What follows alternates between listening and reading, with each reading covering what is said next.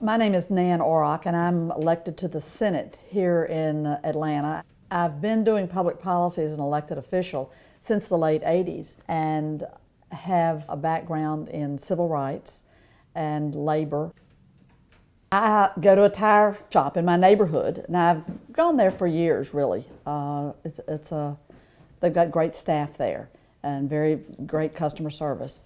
And I was there with one of my tire issues, and I came in late, and they said, you know, we're closing up, but they actually had a young man on their staff who they said, well, he'll stay late and take care of putting the tire back on.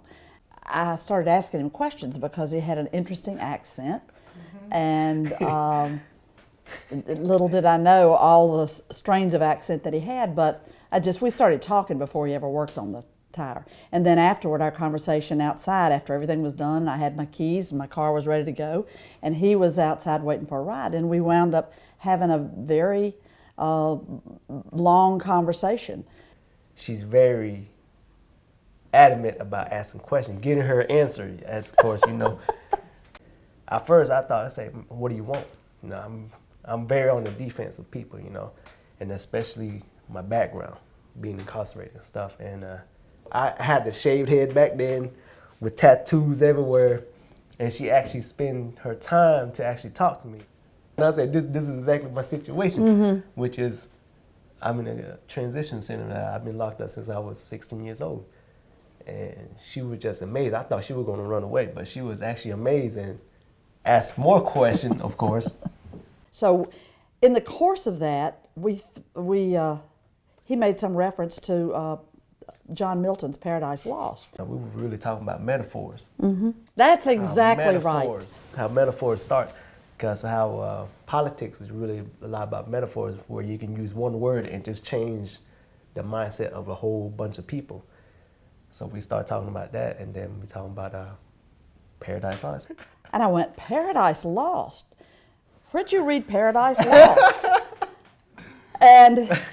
And he said, it was a college class I took. I said, well, wait, you've been behind bars. What do you mean you took a college class? And then he says, oh, there's a professor who came who was working on her advanced degree. And as part of that, she was able to come to the facility where I was, and I had a chance to do a college class with her. And I said, wait a minute, what's her name?